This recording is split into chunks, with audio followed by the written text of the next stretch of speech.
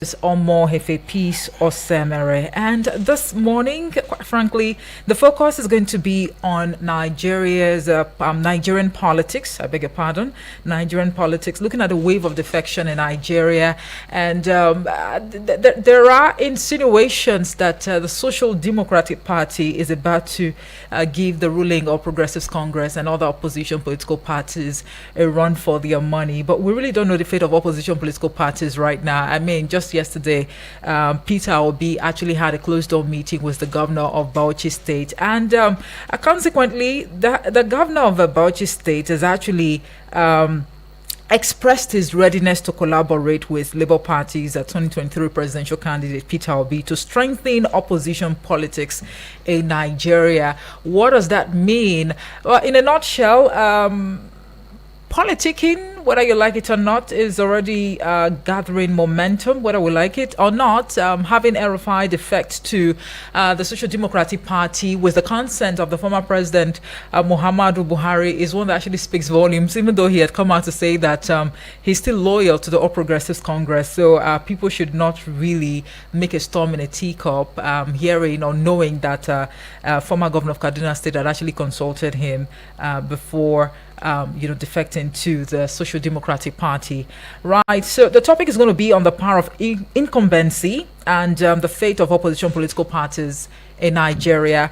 I will be having this conversation with a politician and also a Labour Party stalwart in the studios. He's right here. Dr. Osereme Omofoma. He is a Labour Party chieftain and Edo Central Senatorial 2023 Edo Central Senatorial candidate under the PDP, and right now he is hoping Labour Party, right? Labour Party 2023 Edo Central Senatorial candidate, and right now he's hoping to clinch that position even as he gears up for the by-election in Edo State. Good morning and welcome to the studios. Good morning, Samara. It's a pleasure. Well, I mean, I like the fact that you had to call my attention to the fact that you actually belong to the Labour Party. Because I don't even know. I'm definitely going to ask you that if you're also planning on defecting to the SDP or the APC or even the NNPP, because it looks like the SDP is the rave of the moment at this point in time. But no pun intended. Let me quickly link up with my second guest, who is a public affairs analyst, Comrade Salihu Mahmood Dantata. He would be joining us live via telephone this morning to discuss this very topical issue. So whilst I try to link up with him, let's quickly have this quick background to the conversation. Already he's on the line. Good morning to you, comrade. Good morning, Efe. Right, thank you so much for joining us. Thank you very much. And Ramadan Mubarak to you. I mean, we're speaking for the first time since Ramadan started this year. Thank you very much. Thank you very much. All right, you have a co-discussant in the studio, comrade. He is Dr. Sereme Omofoma. Okay, good morning to Doc. Good morning, my friend. How you doing? Yeah, thank you, Doc. Well, all right, let's quickly take a background, have a background to the conversation. The recent defection of Nasir El-Rufai, the former governor of Kaduna State, from the All Progressives Congress, APC, to the Social Democratic Party, SDP, has sparked a heated debate in Nigeria's political landscape. Now, El-Rufai's decision to leave the APC, a party he helped found, has been met with criticism from the presidency and the APC, who accuse him of being driven by an inordinate ambition that is destined to fail. El-Rufai, however, claims that his decision to defect was due to the APC's failure to fulfill its promises and its departure from its original mission to fight corruption, rebuild the economy, and improve security. Now, the stakeholders involved in this topic include Nasir El-Rufai, as the former governor of Kaduna State, the presidency, the special advisor to the president, the party itself, that's the All Progressives Congress. And El-Rufai has stated that he will focus on engaging with and also persuading other opposition leaders and parties to join the SDP and challenge the APC in all elections and by-elections. The presidency and the APC have dismissed El-Rufai's threat, with Boala stating that El-Rufai's move is driven by ambition and will fail. Not really unprecedented, if you ask me, coming from politicians. I think they just have a way of throwing words, very strong words, at each other. But I'll have Comrade Saliu open the floor with a conversation this morning. Comrade, for starters, did El-Rufai's defection to this SDP, that's the Social Democratic Party, come to you as a surprise, knowing how vocal and how active he was as a member of the All Progressives Congress before now? Well, it did not come to me as a surprise, because when you observe from when the Senate refused to let him be on the screening process as Minister of Federal Republic to when he started making some comments, all the signs were glaring, were visible that one day he might do the needful. And that was what exactly happened by His Excellency Nasiru El-Rufai, former Minister of FCT, two-term Governor of Kaduna State, defecting to the Social Democratic Party. Right. Knowing fully also their past relationship with the National Chairman of the SDP, Honorable Gabam, the former Chief of Staff to one of the Bauchi State governors in the past also. So it's not a surprise to people that have been keenly watching Marlon Nasiru El-Rufai, and I don't think it's a new thing. It has happened before. Even the incumbent president, don't forget, he was elected as governor under the platform of Alliance for Democracy in 1999, but later he formed Alliance Congress, then later, Action Congress, AC, then later metamorphosed into Action Congress of Nigeria before they finally merged. So it's not a new thing, and even though with the new Electoral Act and what have you, it's a good thing, because democracy gets sweeter. Once your interest is not satisfied in another block, you move to another block. But is that a case with Nasiru El-Rufai, or a place of, this is the best way to express my grievance, or grievances as it were, that he didn't get a ministerial appointment? Well, it's not a disgrace, because in the first place, don't forget, the roles, the light of His Excellency Nasiru El-Rufai, former Governor of Kaduna State, played for the emergence of the incumbent president cannot be overemphasized. Don't forget, even when Emefiele was governor of Central Bank of Nigeria, they alleged that in connivance with the then ACC chairman, Abdurrashid Bawa, they had to make currency to be scarce, that is redesigning even the Naira note to make it difficult for the incumbent president to have funds to be able to move around and also make some attractive what have you to electorate, even though it remains an allegation. And he, alongside Motawale, that is the former governor of Zamfara, the former governor of Jigawa State, Badaru, and one other person even instituted a case at the court regarding to that. So that singular role made Malam Nasiru El-Rufai and other of his co-travelers then to become darling of Asiwaju Ahmed Bola Tinubu before the issue of non-passage and the screening of his personality became an issue. So in a way, it is not a disgrace. It is always in politics, like I told you earlier.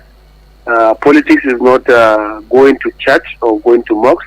Politics is all about I want to do in order to make certain gains and make some relevance and also others. Okay. So in a way, it is not disgraceful. It is part of it. And I think once your interest is not satisfied, it is expected. Okay, but comrade, at the end of the day, I mean, looking at what observers are saying, that the defection or the exit of Nasiru El-Rufai from the APC must have dealt a huge blow to the APC, and that's the reason why there is a little bit of rancor right now in the political space. But do you see this impacting, APC's chances in future elections negatively?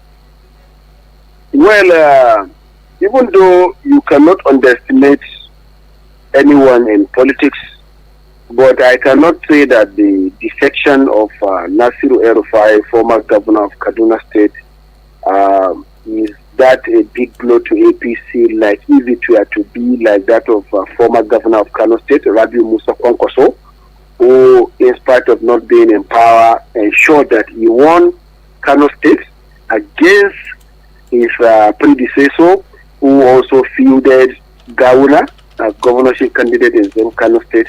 So personalities like Rabiu Musa Kwankwaso, who had legislative experience, who was one-time envoy to Darfur and Somalia, who was defense minister, who was member of NDDC board, who was two-time governor, and the deputy speaker in the ill-fated Babangida Third Republic, will have been a big blow and whatever. And Kwankwaso is already in NNPP. So where people like Kwankwaso to be in APC and defect, it will have been like that.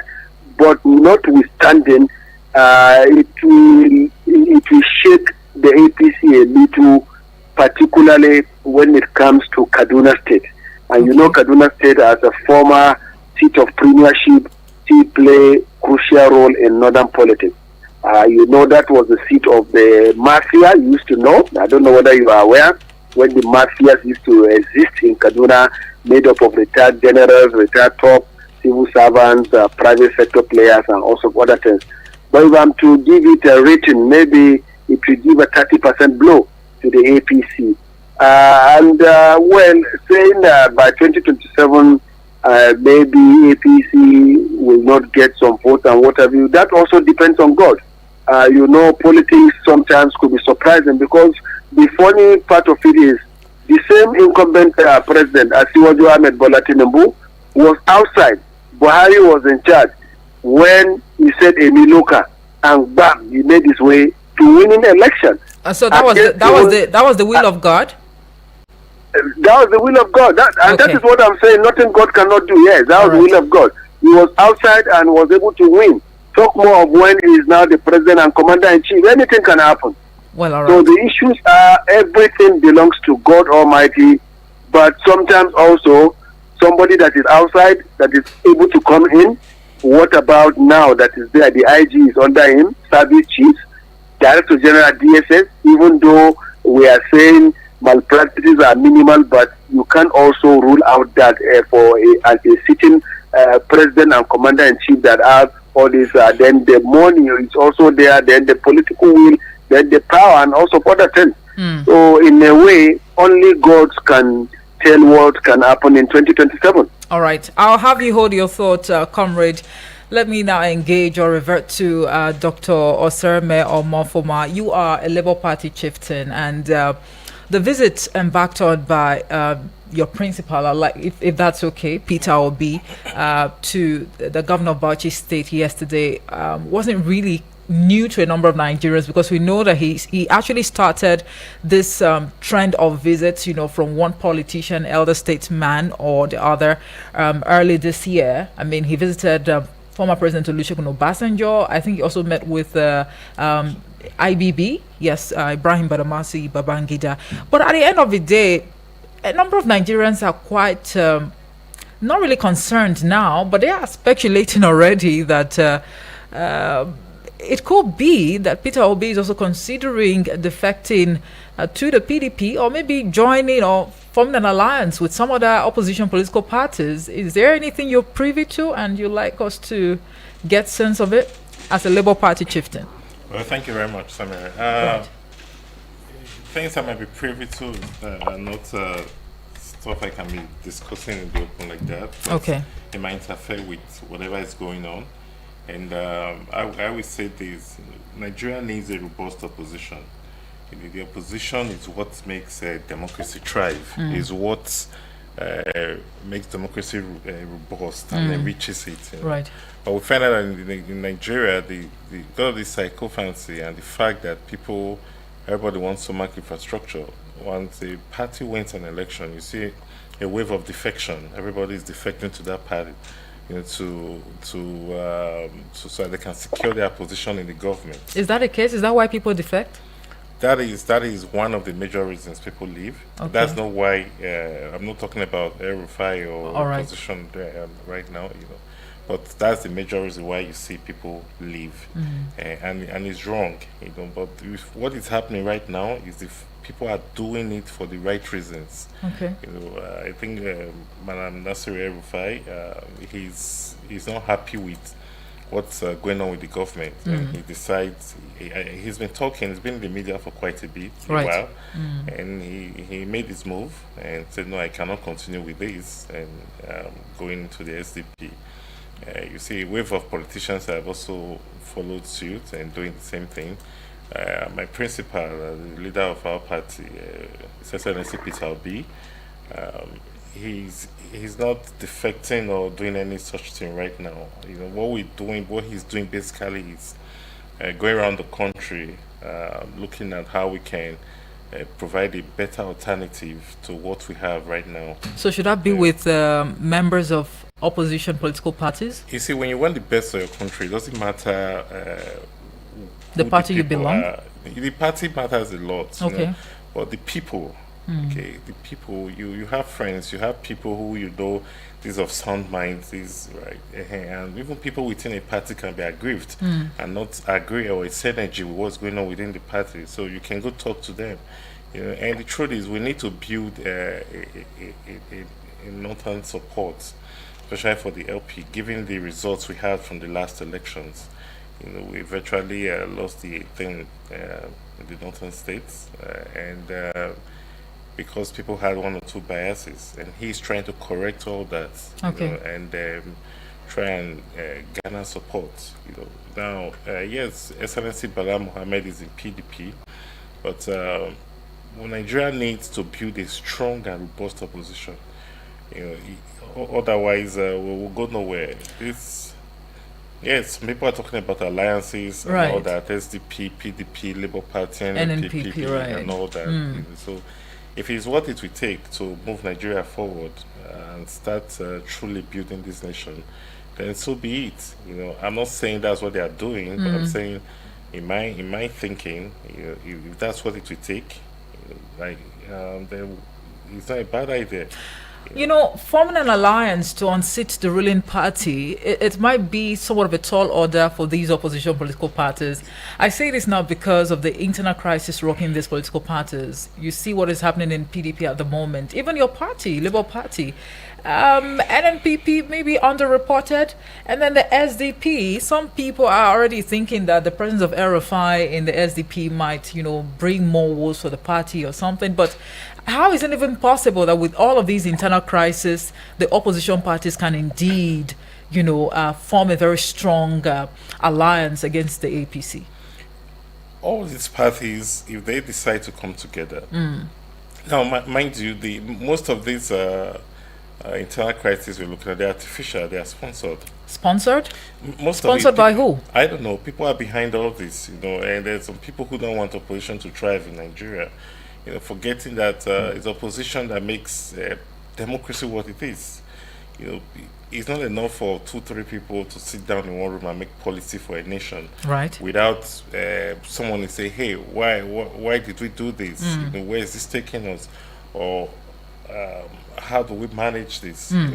So for me, most of it is sponsored, and it doesn't stop or deter people from coming together and thinking of how they can surmount this massive, I'll call it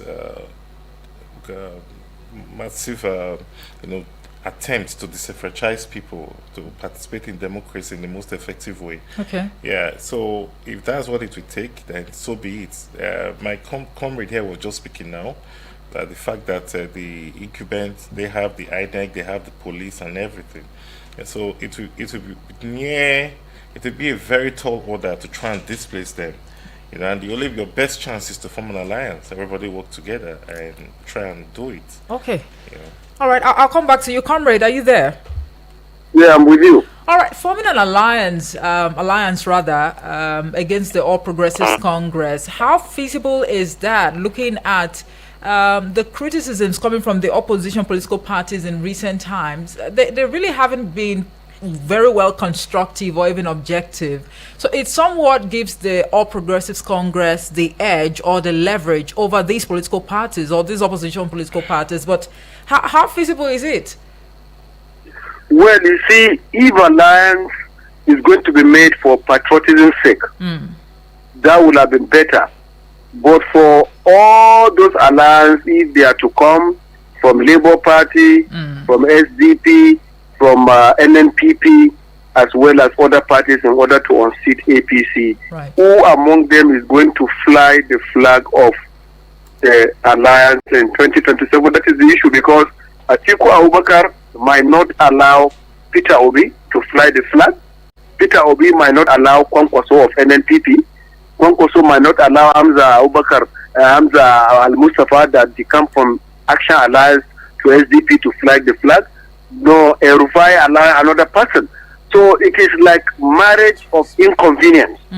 Except if they do a common cause, as it was done during the merger of parties in 2014 to vie against Jonathan in 2015. Don't forget, it was a merger that was done in Lagos. Atiku Abubakar was there, Kwankwaso was there, Rochas Okorocha was there, Asiwaju Ahmed Bola Tinubu, and a host of others. But that type of alliance can need also happen now against 2027 in order to defeat the incumbent APC president. These are the questions. So I am seeing a marriage of inconvenience, because every one of them, of these creme de la creme of the opposition parties I mentioned, has presidential ambition. So who then is going to withdraw for one another? So they must work for common cause, have agreement. Who is the most credible? Who has the wherewithal? Who has the legislative experience? Who has the security experience? Who has the diplomatic experience? Who has the political experience? Who has the others, all combined? So if they work on that, they might be. But like I told you earlier, I'm also afraid, because in a political setup like the way Nigeria goes, they use sometimes the security forces. We know in history of democracy, stability in 1999 till date, in 2003, when a particular man was Inspector General of Police, how a particular president used the police to rig election for second time. You know, the president then in power, I don't want to mention the name.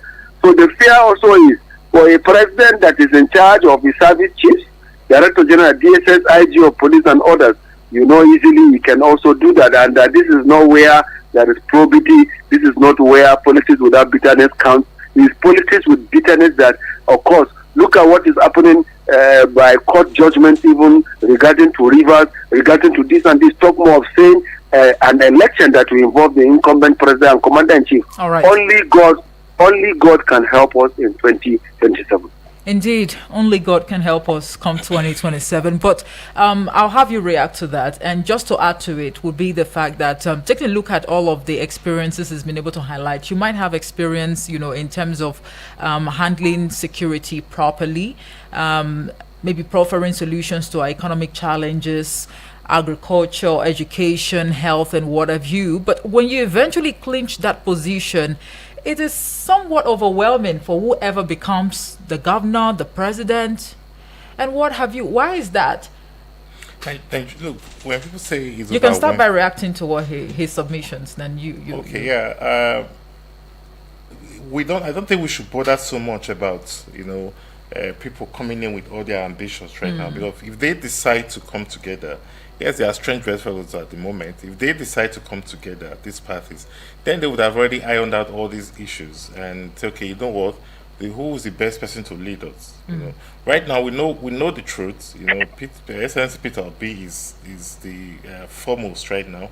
I mean, he had 45%. He's the foremost? Yeah, he had 45%. Given the last elections, he had 45% in the south. You know, even in the north, he had about 15.5%. You know, of the total vote cast. So if you more than what some other people had, and right now he's the one everybody believed he was robbed of the last election. So he has the sympathy. He's networking. He's right now the opposition leader in the country. So I believe he's the best to fly the flag. You know, now. All right. Bala Mohammed has actually declared Peter Obi Nigeria's opposition leader.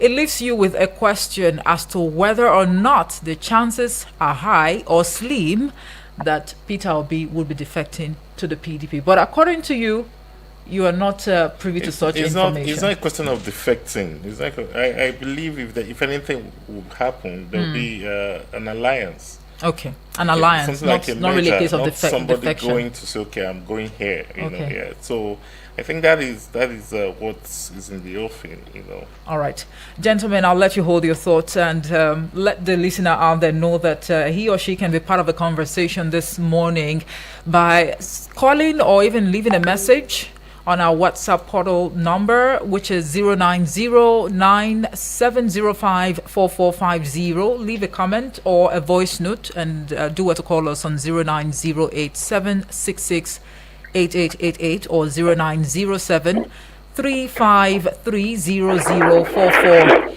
We'll take a quick break to go pay some bills. We'll be back in a bit to take your calls and also your contributions. Do well to leave a comment as well on Facebook and YouTube where the conversation is being streamed live. This is Eagles Outlook. Do join us again. All right, we're back. Thank you so much for staying with us. If you are just tuning in, this is Eagles Outlook live on Eagles FM 102.3 Abuja. And on the program this morning, we are discussing a very topical issue that borders on the power of incumbency and the fate of opposition political parties in Nigeria. And this is against the backdrop of, the trend of defection in Nigeria from one political party to the other. And also knowing that momentum is already building up ahead of 2027.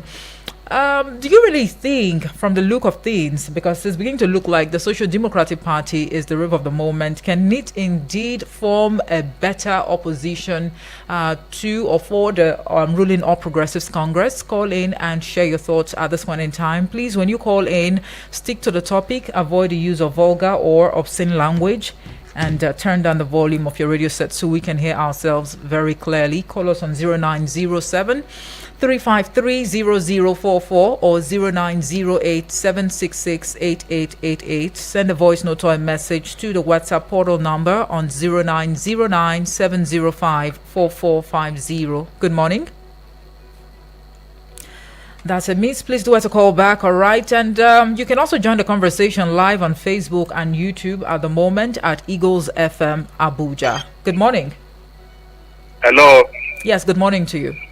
Good morning, ma. Good morning. What's your name and where you're calling from? My name is T Connection, calling from Nasarawa State, Panda, to be precise. All right, please go ahead.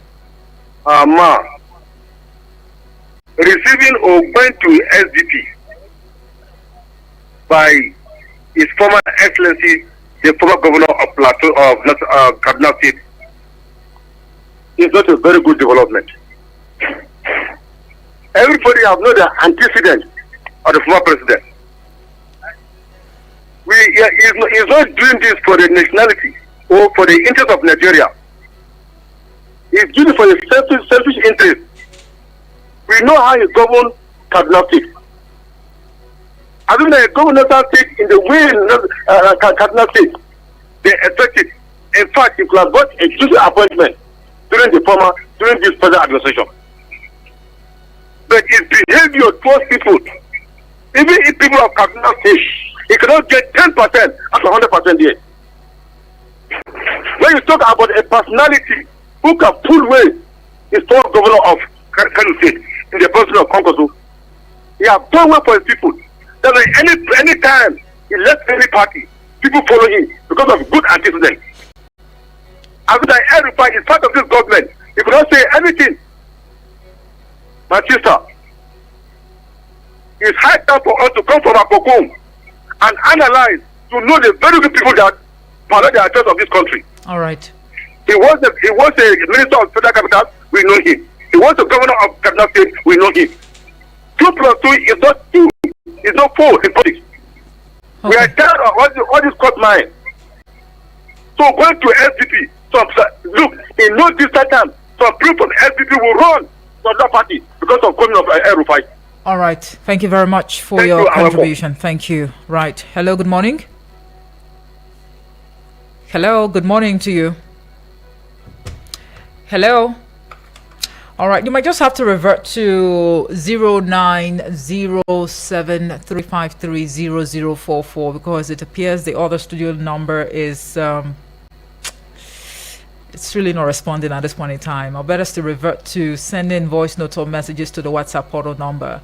We have this message right here from Abbas. Abbas reporting from Dutse says, good morning, Omoife. El-Rufai is going about visiting everybody. It shows that Nigerian politicians are there. They are there. It shows that Nigeria politicians and their political parties lack ideology. It is a shame that same set of persons who have been governors, ministers without any impact in the lives of ordinary Nigerians are claiming to want to rescue Nigeria from their own bad governance. I also see the head of late General Sani Abacha's hitman, who superintended the political killings that characterized that regime, and they want to rescue Nigeria. What a shame. Let the Malam going about tell Nigeria what him and other did differently as governor in their various states. Forming an alliance can only work to defeat the incumbent if he has lost the strongholds for now. No alliance can unseat the ruling party because they don't have the personnel. They don't have what it takes to win votes in a stronghold. Abbas, reporting from Dusa, I hope I've been able to communicate your thoughts. But thank you so much for that message. Hello, good morning. Hello. Good morning. Good morning. Yes. What's your name and where you're calling from? Yeah, this is Felix from Lambata. Good to have you, Felix. Thank you very much. You see, almost Yes. we are talking about taking power from an incumbent government in Nigeria. It's not easy. By the antecedents and what you have mentioned, the incumbents, you have seen a situation in this country where the laws are written and announced. Nobody opposes it. It's not by election. The leaders in Nigeria are not elected by the people. Only few. We know what happens. So yes, we need a robust opposition, and the Titans are going about to get that done.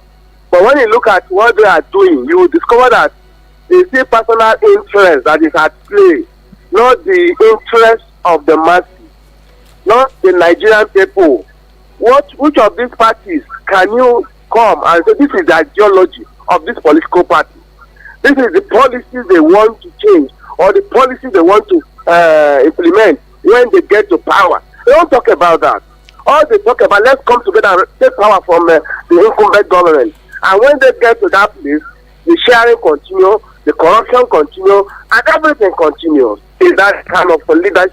We lack leadership. Our leaders lack credibility. How many of them can come out openly and say, if anyone have anything against me, come out and say it publicly about it? When people talk, we just look at them and we look at their track record. It's only Peter Obi among the politicians who has come out to say, look at my antecedent in Anambra. This is what I did, this is what I did. Who has come up to oppose him? How many politicians can have such credibility? So all these alliances and margin or not margin is all about personal interest. All right. And when they get there, the looting continues, the sharing of government money continues, and everything continues, and the masses suffer for it. Thank you very much, Felix, for your contribution right there. Dear listener, please revert to 0909 or 0907 0907.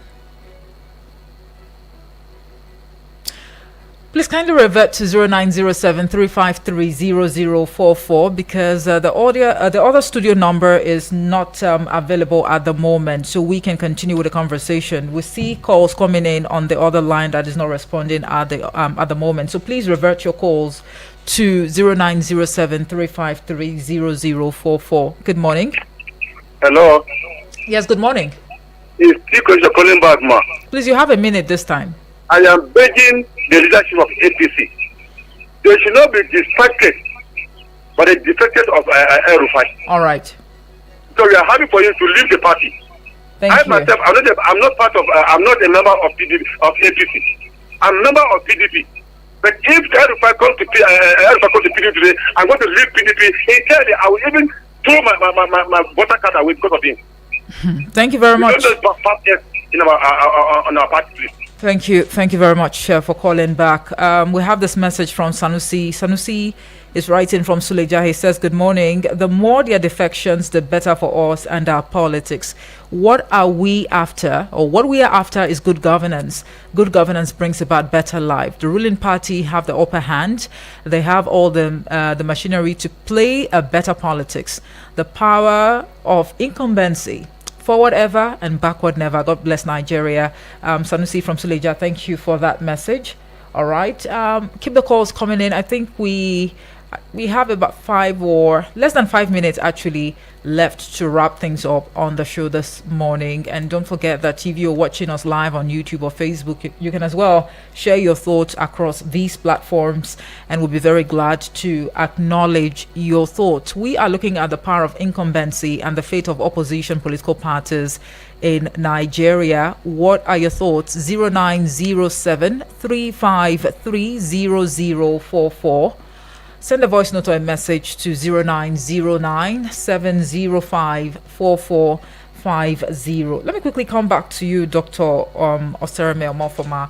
Earlier, you didn't respond to a question I actually asked because your co-discussant actually said something about a political figure or a leader having experiences, or the experience in terms of, steering the economy on the right path, dealing decisively with insecurity, trying to restructure the health, sector and even the education sector. But why is it that when one gets to that seat of power, is it that they get overwhelmed or their priorities become, misplaced? I was with His Excellency Peter Obi yesterday evening, and he said something. He said, I'm not desperate to be president of Nigeria. He said, I'm desperate to see Nigeria work. Okay. And that struck me. That's the problem with the people vying for office in Nigeria. Many of them, they go there for selfish reasons. They don't care about the people. They don't care if the country is working, or if the state is working, or if the legislature is working. But here's a man who says, I am desperate to see Nigeria work. So people go there for selfish reasons. People go there because I must be president, or no, I must be a governor. Or I must be a senator. Well, must it be a president to make Nigeria work?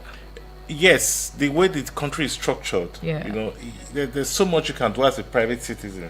People like myself were never interested in coming into politics. We've done so much privately, and you just get to a point you realize that you're just wasting your time. There's only little you can do to really impact people, to really impact the society. You must be in government. That is the way it works, And Nigeria is not the only place where people get into government. It's just unfortunate that when the wrong people go into government here, because people say, when you get there, you'll be like them, you'll be able to perform. How do we even differentiate the good from the bad? You will know. The truth is, Nigerians know. The good man comes to you and begs you, give me your vote, I will do well for you.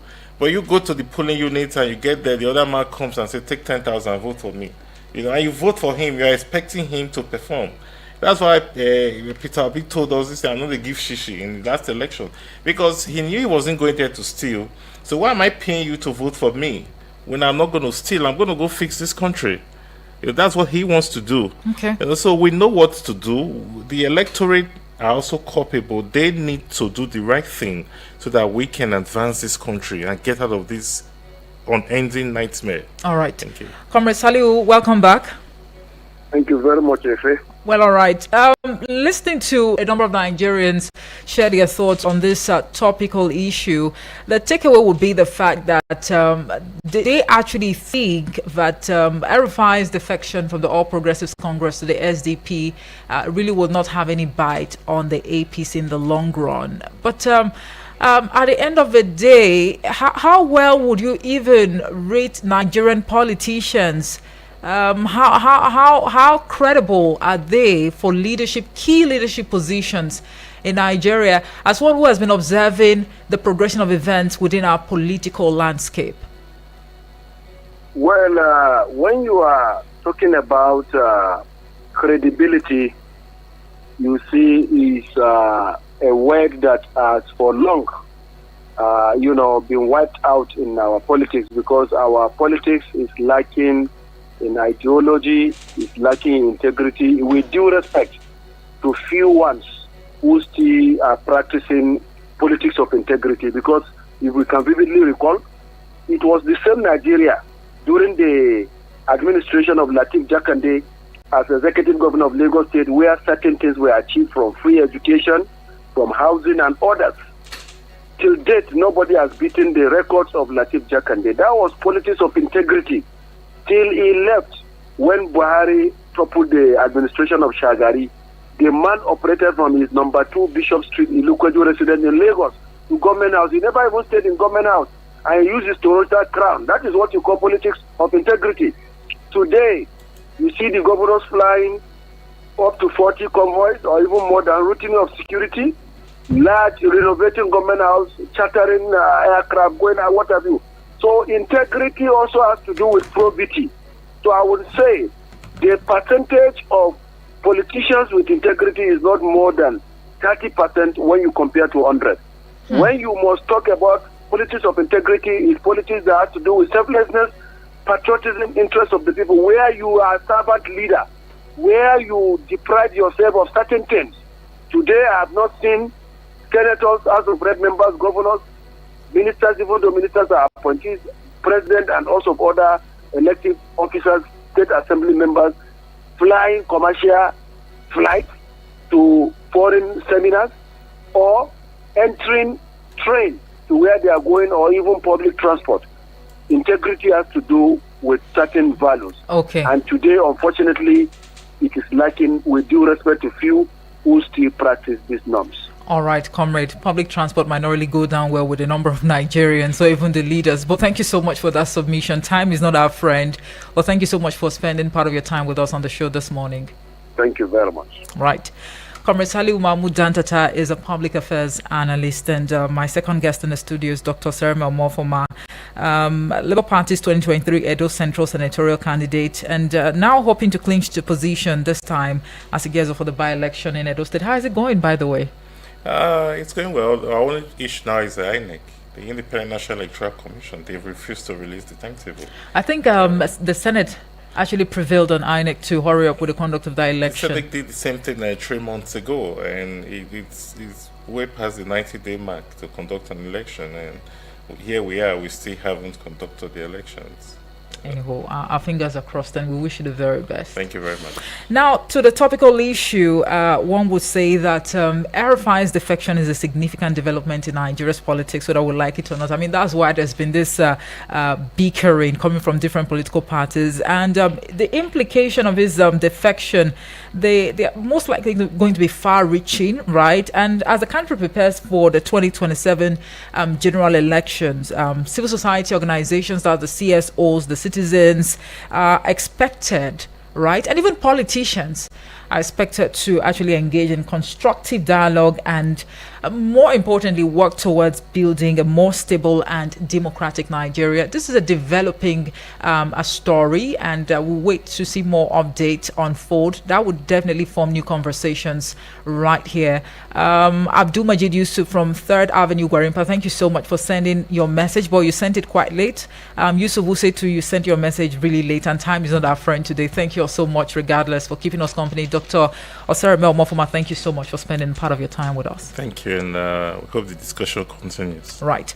I'd like to state very clearly that the views expressed on the show this morning by the guests, the callers, and also those who sent in messages were not influenced by Eagles FM 102.3 Abuja. My name is Omo Hefe. Peace, Osemere. Good morning.